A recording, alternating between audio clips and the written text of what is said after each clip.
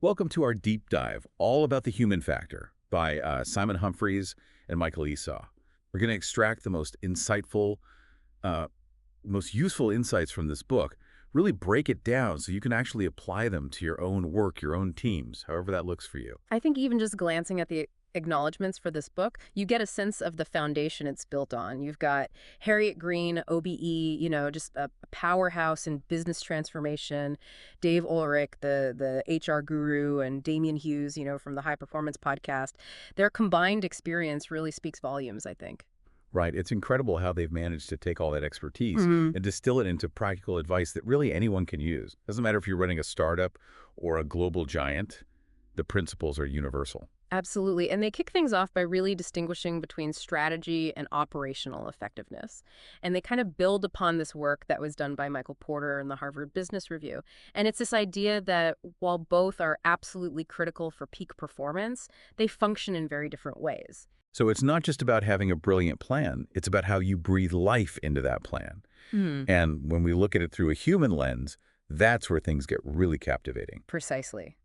How do you attract the right people, develop them, retain them? How do you cultivate a workplace where individuals thrive and feel empowered? Those are the perennial challenges that every organization faces. And this book really delves into those challenges, zeroing in on what employees actually want. And some of the key things that kept coming up were opportunities for growth, a sense of fairness, and alignment with their personal values. And they highlight Height Denim as a prime example of how purpose, strategy, and brand can all be in perfect harmony. Now, Height Denim, they produce just top-notch sustainable jeans. Their objective isn't mass production, it's crafting the best jeans on the planet. And it's inspiring to see how that crystal clear mission steers every single facet of their organization. You see their commitment to quality in everything they do, from their made-to-order system that really minimizes waste to offering free lifetime repairs on their jeans. And they underscore the need to convey this clarity across all levels of the organization. SMART objectives as their go-to framework, specific, measurable, achievable, relevant, and time-bound. But it's not just about setting goals, it's making sure everyone understands their role in reaching them. Right, and that's where the breakdown often happens, isn't it? It shouldn't just be senior management who understands the strategy. Each person, each individual needs to see how their contributions fit into the bigger picture. I mean, think about your own role. How clearly do you see the connection between what you do every day and your organization's strategic goals? That's a thought-provoking question, and it actually leads us quite seamlessly into our next topic, which is change management. Right, the book is just overflowing with insights on change management, starting with this idea of understanding the why behind any transformation. And they use this really clever analogy of changing a golf swing to illustrate this point. Indeed, they ask, why change your swing? To avoid hitting the ball out of bounds, or to send it soaring farther? Are you trying to evade pain or chase gains? That simple framing, I think, is surprisingly potent. Right, and applying that to organizational shifts is ingenious. They give this example of selling new windows. The case for change seems obvious, right? New windows lower heating bills. But then they challenge you to ask, do you actually believe that? It emphasizes that any case for change needs both justification and persuasive arguments to be truly convincing. And that includes identifying and managing stakeholders. They cite advice from Will Langston, managing director of Timson. He says 100% acceptance of change is rarely feasible, or even necessary for that matter. So it's about tilting the scales towards advocacy, finding those who champion the change and can really rally others to the cause. They share an anecdote about someone who bought a smartwatch but then abandoned it because it didn't fulfill a genuine need. It's a great reminder that even brilliant solutions flop without a compelling reason to embrace them. Oh, I did something similar a while back. Got one of those, newfangled smartwatches with every bell and whistle you can imagine. But it ended up just gathering dust after a few weeks. Yeah. It just didn't fit into my routine. It perfectly illustrates their point, right? Change has to be meaningful. It has to be relevant. Speaking of things that are meaningful and relevant, that brings us to company culture. And as the book observes, it's often perceived as this intangible thing. Yet it has such a profound influence on the workplace experience. And they contend that culture is everyone's responsibility, particularly with the rise of remote work, the focus on diversity and inclusion, and the ongoing challenge of finding and keeping top talent. Right, they draw this great comparison to a school where the head teacher sets the tone, but everyone, teachers, students, staff, contributes to upholding that culture. Absolutely. One senior leader in the book puts it so succinctly, it's just how things are done here. They even recount an amusing anecdote about a shadow culture that emerges when the leaders aren't around. Much like children behave differently when adults leave the room. Oh, I can definitely relate to that one. Their message is clear. Anchoring and communicating culture is paramount.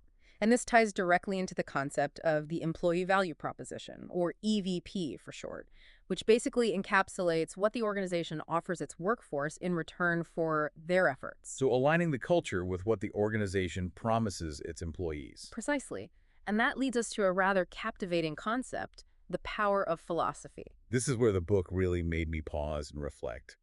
They dedicate an entire chapter to personal and organizational philosophy and how defining yours can be a stepping stone to success. Well, what intrigued me is their view philosophy as a compass for decision making. They use Pep Guardiola, the renowned football manager, as an example. His very distinctive football philosophy yielded some extraordinary results. And they also spotlight Apple, which operates on 4 core philosophies, one of which is intriguingly titled Find an Enemy. Right, it's all about challenging the competition, aiming to be better, not necessarily first to market. This demonstrates how an audacious philosophy can lead to market dominance. I had never considered Apple in that light before. But they stress a philosophy must be authentic. It's got to be woven into daily life, not just some words on a wall. And they introduce this really thought-provoking idea that success is relative. They compare Usain Bolt's speed to, an average person's speed, highlighting that success is individual. It depends on your starting point, your goals. Right, recognizing that success is personal and contextual is so important. They also emphasize the need for resilience in your philosophy, especially when you're facing criticism. They reference an interview with Russell Martin, a football manager, who had to constantly remind his supporters of the team's vision, their philosophy, even amid setbacks. That conviction in your beliefs, even during turbulent times, is crucial. Now let's shift gears a bit and focus on human predisposition. Yes. This section delves into how both nature and nurture shape our inherent tendencies and inclinations. They introduce some really fascinating research in this area. Okay, let's unpack this concept a bit. They start with Henry Murray, who did this extensive work on human motivation. Then they focus on David McClelland, who streamlined Murray's work into 3 fundamental social motives: achievement, affiliation, and power. Oh, I remember studying those. Precisely. They elucidate how these motives influence our actions. For instance, someone driven by a strong need for achievement might prioritize career excellence, whereas someone with a high need for affiliation prioritizes robust relationships. And someone with a high need for power might be drawn to leadership roles. Exactly. They underscore the importance of recognizing your own motives and harnessing them effectively. And they emphasize that even our motives require self-regulation. That makes perfect sense. Our desires can be incredibly potent, but we need to manage them. Otherwise, we can end up going down the wrong path. They connect this to the issue of workplace engagement. They cite the Gallup State of the Global Workplace Report, which revealed a rather sobering statistic. A mere 15% of the global workforce feel truly engaged at work. Wow, that's a startling figure. The point being, aligning tasks with individual motivation can elevate both engagement and productivity. And they revisit the smartwatch anecdote here, illustrating how even a fantastic product falls short without a genuine need. So it's about understanding what makes people tick and giving them work that actually resonates with those motivations. Precisely. And that brings us to, well, a notoriously challenging subject: cultivating commitment to change. Ah, yes. Change management rears its head again. They share a rather sobering statistic. A whopping 70% of change management programs fail to achieve their objectives. It's a harsh truth, but they offer some practical guidance on how to improve those odds. They stress the need to clearly define both the necessity for change and its intended effects. So it's not enough to just say, we need to change. You have to articulate why it's essential and what you hope to achieve through it. They use a relatable analogy: buying a treadmill for weight loss. The treadmill is the solution, but without a change in behavior, without actually using it, well, the effort is futile. So it's about transforming mindsets and habits, not just implementing new systems. Precisely. Yeah. And they introduce the Kubler-Ross change curve, which outlines the emotional phases individuals go through when confronted with change: denial, anger, bargaining, depression, and ultimately, acceptance. I can definitely relate to that. It's something we all encounter personally. Yeah. But it has huge relevance to organizational change as well. Absolutely. They stress that change is an emotional odyssey. It's not just a logical process. They emphasize the importance of clear communication, meticulous planning throughout the change process. So it's about navigating those emotional responses, anticipating potential resistance, and providing support throughout the transition. Right. And they recommend creating detailed plans for each key process, outlining milestones, activities, communication strategies, and ownership. Thinking back on our own experiences with change can be valuable here. Think of a recent change at your workplace. How effectively did it address those emotional stages? Did you feel adequately supported throughout the process? It's a pertinent question because examining our own experiences can make us more empathetic and better equipped to manage change in others. And this leads us quite nicely into the next topic, the Employee Value Proposition, or EVP. Let's dive into that. The book dedicates a whole chapter to the EVP and its significance in attracting and retaining talent. They start by explaining the concept of a value proposition in general. They use the example of a consumer evaluating a product or service. It boils down to determining whether that product or service delivers on its promises. I'm a big believer in value propositions, especially when it comes to something like, I don't know, Five Guys Burgers. They have this very straightforward menu, but they are committed to using high-quality ingredients. You always know what you're going to get. A delicious, freshly made burger. That's a spot-on illustration. That sense of trust, that's what builds a perception of value. It's about exceeding expectations and fulfilling promises. Exactly. And they connect this to the increasingly competitive talent market. They reference Rainer Strack's 2014 TED Talk, where he highlighted the looming 2030 workforce crisis. The workforce crisis. Yes, Strack presented a BCG study predicting a global talent shortage stemming from demographic shifts and technological advancements. Essentially, we'll have fewer people to fill the jobs of the future. So organizations will need to work even harder to attract and keep talent. Precisely. And they emphasize the role of the EVP in all of this. It's about cultivating connections, nurturing a sense of belonging, fueling engagement, and ultimately turning employees into advocates for the organization. Right, the EVP transcends just a list of perks and benefits. Yeah. It's about crafting a workplace experience that people actually cherish and want to be a part of. Precisely. And that brings us to another pivotal concept, the relativity of success. This was a chapter that really resonated with me. They devote an entire section to this idea of success and its inherent subjectivity. They start off by defining success as the achievement of a goal. But then they underscore that goals differ in complexity, impact, personal significance. So what constitutes success for one individual might be completely different for another. They recount an anecdote about a colleague who had set his sights on becoming a partner in a consulting firm. As he progressed, he realized that partnership didn't align with his evolving definition of success. He found more fulfillment in learning, growing, and sharing his knowledge. That's incredibly insightful, right? It's about recognizing that your definition of success can evolve over time. Exactly. And they build on this by using the analogy of Usain Bolt's speed compared to, say, a colleague's speed.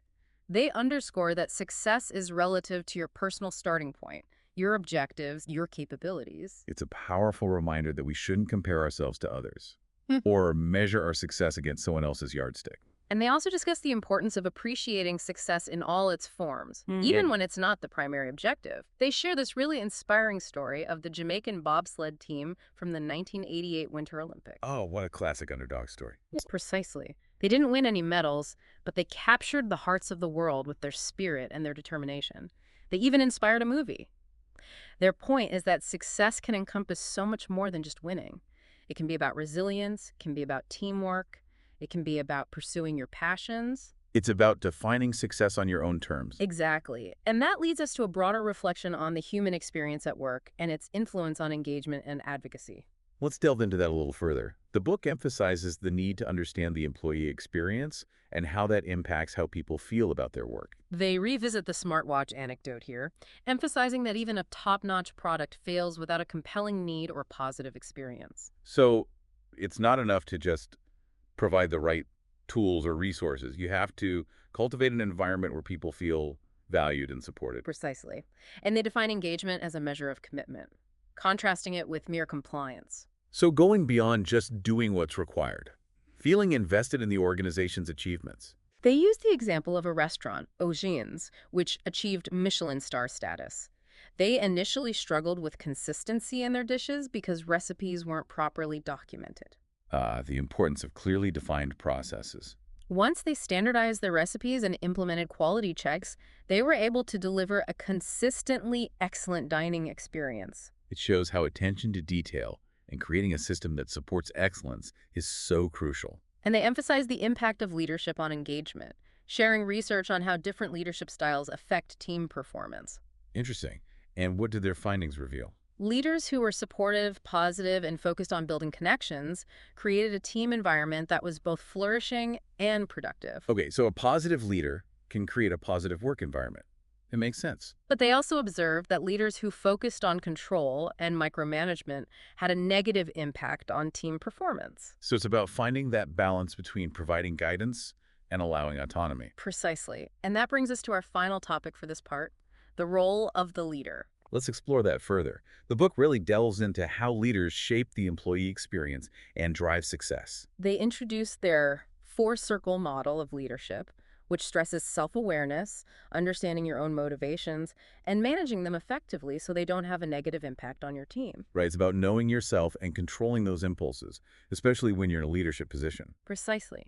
They also introduce this concept of climate, which they define as the feeling someone has being in an organization. Oh, interesting. So the overall atmosphere, how people perceive the workplace. They emphasize aligning leadership behavior with the desired cultural values. Leaders need to walk the walk, not Mm. just talk the talk, right? They have to embody the values they want to see in their teams. Exactly. And they share some insightful advice from John Amaechi, an organizational psychologist and former NBA player. He advocates for what he calls compassionate leadership. Compassionate leadership. It involves balancing that results-oriented approach with a focus on developing your followers, engendering hope and belief. So caring for your people and helping them grow, not just pushing them towards targets. Precisely. Recognizing that people, individuals, are at the heart of any successful organization. We've covered a lot of ground in this first part of our deep dive. Join us for the next part, where we'll explore more fascinating aspects of the human factor. So picking up where we left off, let's dive into a critical concept they explore in the book, this idea of executing the basics flawlessly. I love this chapter. It's like this refreshing reminder that even the most ambitious aspirations really rely on a solid foundation, like building a skyscraper. You might have an incredible design, but without a sturdy base, well, the entire structure is compromised. And they pose this compelling question: what are the basics and why are they so crucial? They contend that overlooking these fundamentals can undermine even the most innovative strategies, and they examine this through various lenses, starting with individual motivation. They use the analogy of a golf swing. So it's about mastering the grip, the stance, those fundamental mechanics before you try and, hit those fancy shots. Makes sense. Precisely. And they apply this to the workplace, underscoring the importance of, core processes like providing feedback, setting goals, communicating effectively. These basics have to be embedded in the organizational DNA, not just treated as checklist items. And they give this fantastic illustration from Timpson, the UK retailer, known for its exceptional customer service. Their CEO, James Timpson, he emphasizes just two core elements: look the part and put the money in the till. It's such a powerful demonstration of how simplicity and clarity can be drivers of success. And they stress that executing the basics brilliantly extends beyond individual performance. It's about fostering a culture where everyone understands the importance of these fundamentals and how they contribute to the organization's overall success. Right. They bring in some wisdom from Jason Averbuch, CEO of LeapGen, a company that specializes in workforce transformation. He argues that organizations need to shift from simply connecting people to cultivating genuine connections. And they rightly point out that this can only happen when the basics are in place.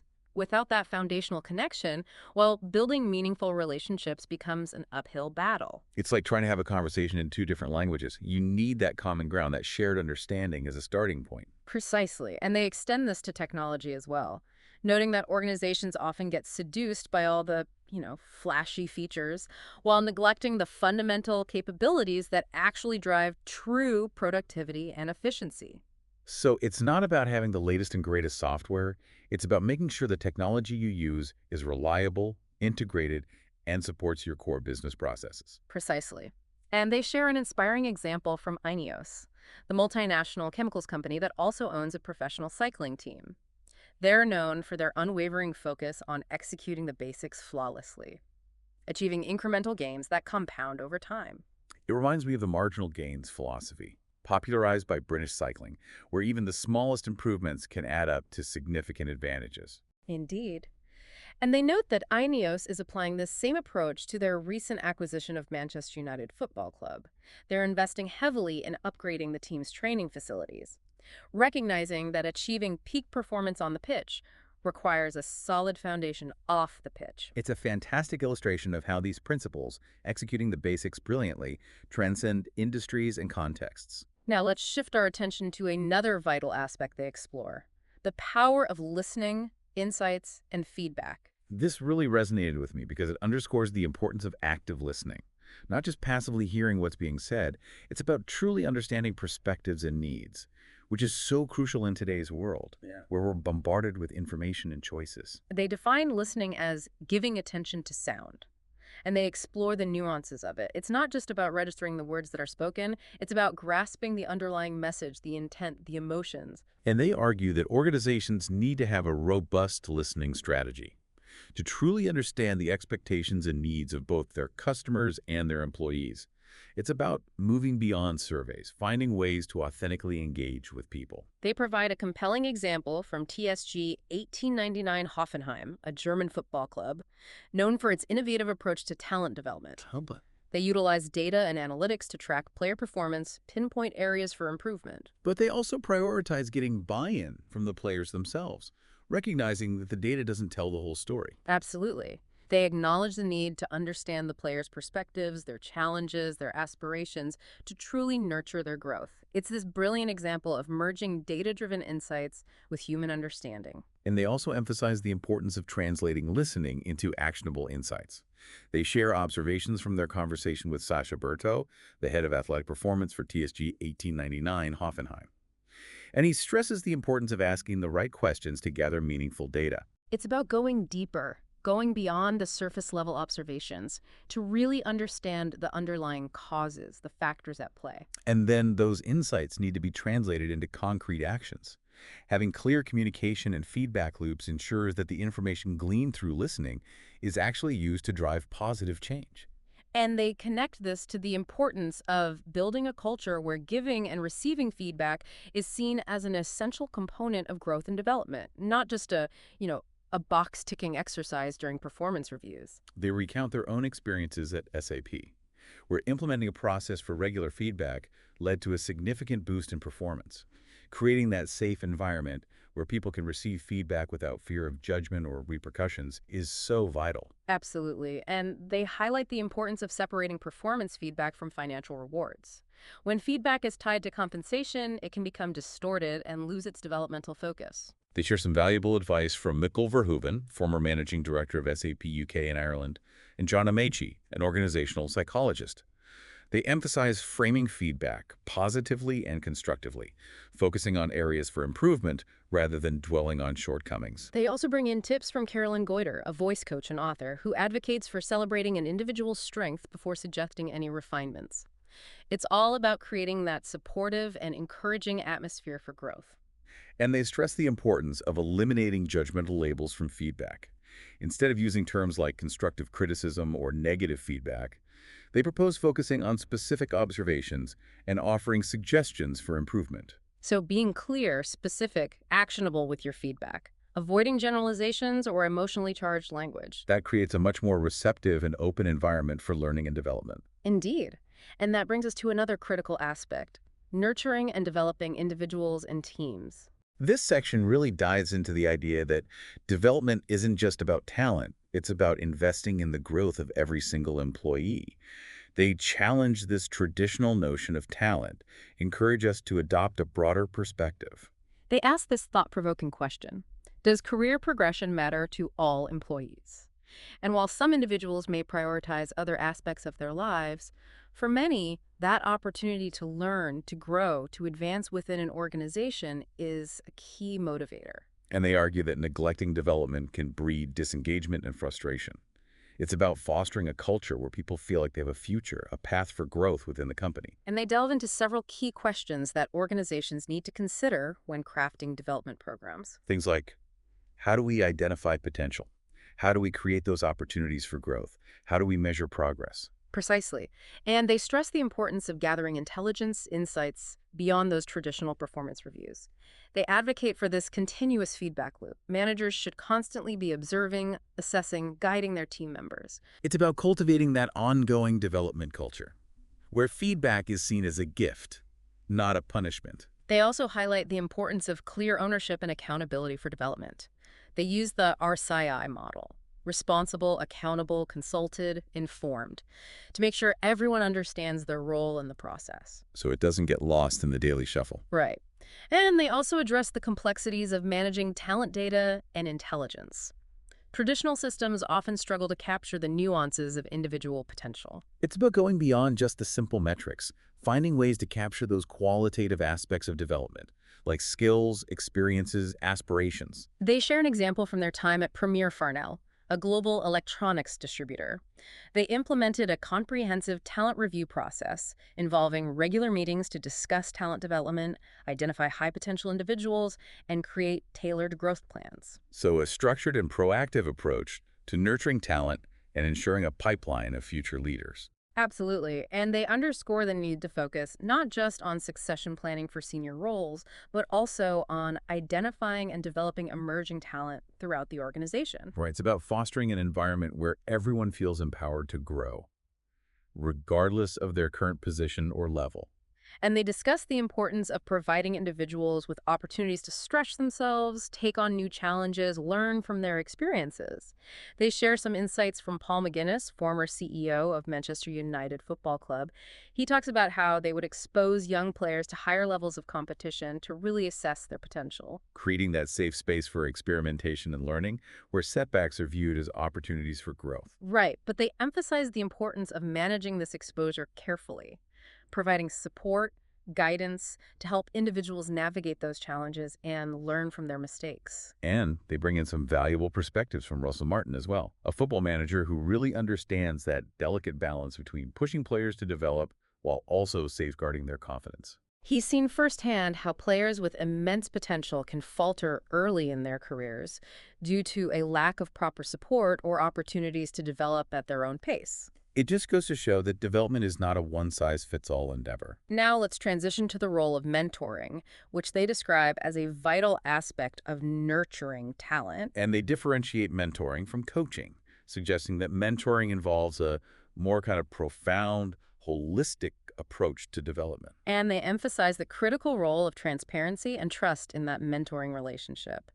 The mentee needs to feel comfortable sharing their aspirations, their challenges, their vulnerabilities with their mentor. Creating that safe space for those open and honest conversations, guidance. Right. They discuss how mentors can provide valuable insights, perspectives, leveraging their own experiences and networks to support their mentees' growth. Mentors can act as those guides, helping individuals navigate the complexities of their careers and make those informed decisions about their development. And they emphasize the mentor's role in managing exposure, helping mentees prepare for new challenges, providing support when things don't go as planned, helping them extract valuable lessons from those experiences. Mentoring can be such a powerful tool for accelerating development and helping people reach their full potential. Now let's shift gears a bit and talk about the role of technology in execution, a topic that's, well, constantly evolving and reshaping the way we work. This chapter acknowledges the pervasive influence of technology, both in our personal lives and in our professional lives. They explore the evolution of technology from its early stages to its current ubiquity, and discuss how our expectations, our interactions with technology have changed over time. And they delve into that tension between standardization and personalization, acknowledging the need for systems that are efficient yet flexible enough to accommodate individual needs. And they highlight the critical role of data quality, arguing that technology is only as good as the data it relies on. It's like that old saying, garbage in, garbage out. Exactly. They emphasize the need for data that is accurate, relevant, current, accessible, and valuable. They illustrate this using the example of managing job and position data within an organization's structure. Well-maintained data can be incredibly insightful for workforce planning, identifying skills gaps, facilitating succession planning, but inaccurate or outdated data can lead to poor decisions and inefficiencies. Precisely. And they also emphasize the need to connect technology systems to ensure a seamless flow of information. They discuss the benefits of integrated HR processes, where data from different systems like learning, performance management, recruitment are all shared and used to create a more holistic view of the employee experience. It's about breaking down those silos, creating a more unified and efficient approach to managing people. And they also delve into the importance of agility at scale, recognizing that technology needs to be adaptable to changing business needs and market conditions. The emergence of cloud computing and software as a service has been a game changer in that regard, hasn't it? It allows organizations to be more agile and responsive, enables them to experiment, innovate, and scale their operations more effectively. Absolutely. It's about building a technological infrastructure that supports both efficiency and innovation. Now let's venture into the realm of emerging technologies and how they're shaping the future of work.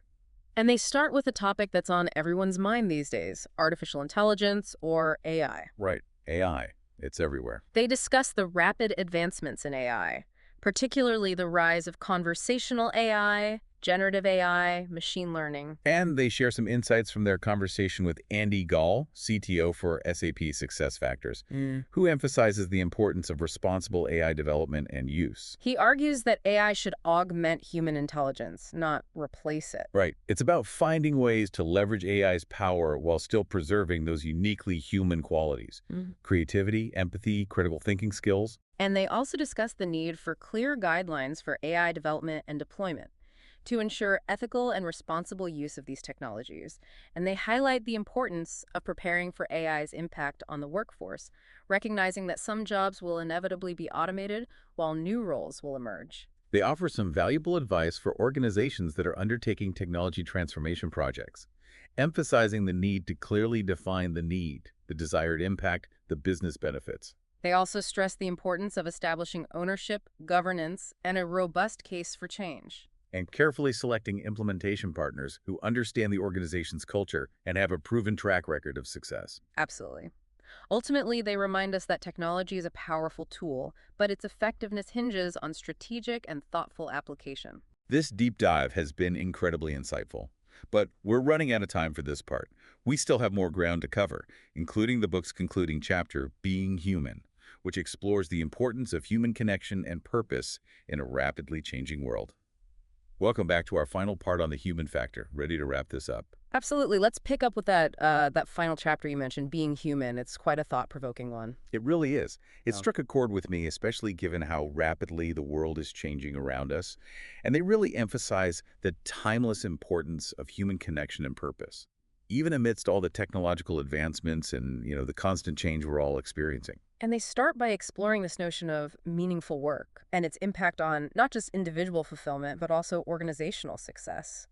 They argue that connecting people's work to a broader purpose can create a really powerful sense of motivation, engagement. Right, so it's about going beyond just the tasks and responsibilities, helping people see how their contributions actually make a difference in the grand scheme of things. Precisely. They reference Viktor Frankl's work on finding meaning in suffering, suggesting that even in the most challenging circumstances, individuals can discover purpose, resilience, by connecting to something greater than themselves. And they share this really poignant anecdote about a hospital cleaner who viewed his job as contributing to patient well-being. By connecting his daily tasks to this higher purpose, he was able to find a sense of pride and fulfillment in his work. Right. It highlights how even seemingly mundane jobs can become meaningful when people understand the impact they're having on others. And they also discuss the importance of fostering a sense of community and belonging in the workplace, arguing that strong relationships, social connections, are essential for well-being and productivity. They draw this really interesting parallel to the concept of social capital, which refers to the value derived from social networks and relationships. And a workplace rich in social capital tends to be more collaborative, more innovative, with this strong sense of mutual support. They share an example of a company that created a program for employees to share their skills and passions with colleagues outside of their immediate teams.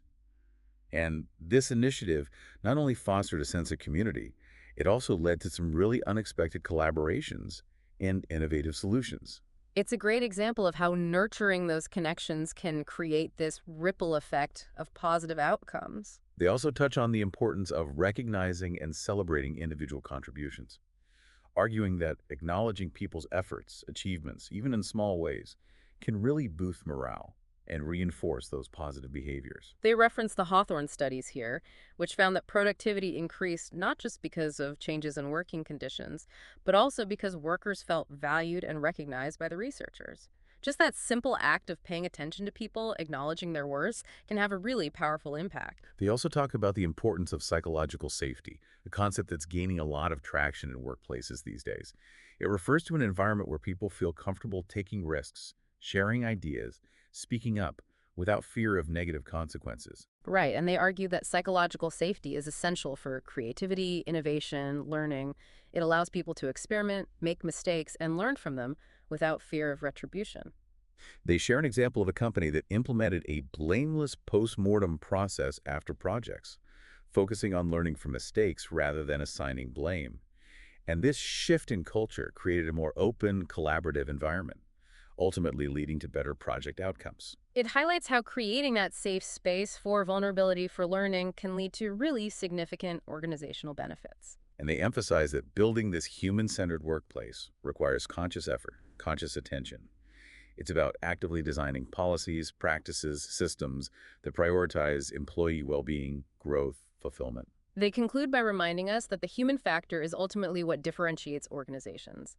It's the collective energy, creativity, passion of individuals that drives innovation, progress, and meaningful impact. So let's distill the essence of the human factor into 10 key takeaways. Things you can actually apply to your own work, your own teams. Number one, strategy and execution have to work together.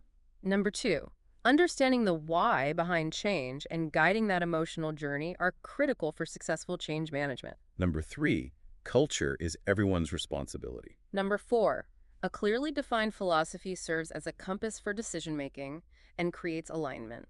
Number five, understanding human predisposition allows us to tailor development and motivation strategies to individual needs. Number six, building commitment to change requires addressing both the logical and the emotional aspects. Number seven, the employee value proposition is crucial for attracting and retaining top talent. Number eight, success is personal, and you should define it on your own terms. Number nine, human experience, engagement, and advocacy are powerful drivers of organizational success. And finally, number 10, leaders play a crucial role in shaping the employee experience and fostering a thriving workplace. We encourage you to explore the human factor even further, to really delve into the nuances of human behavior in the workplace. They provide tons of practical advice, inspiring examples to guide you on your own journey. We'd love to hear what resonated most with you, what insights you'll be applying to your own work and teams. Share your stories, keep the conversation going. Let's all learn from each other. It's all about continuous learning and growth, isn't it? Absolutely. Thanks for joining us on this deep dive into the human factor. We hope you leave with a renewed appreciation for the power of human connection, especially in the workplace.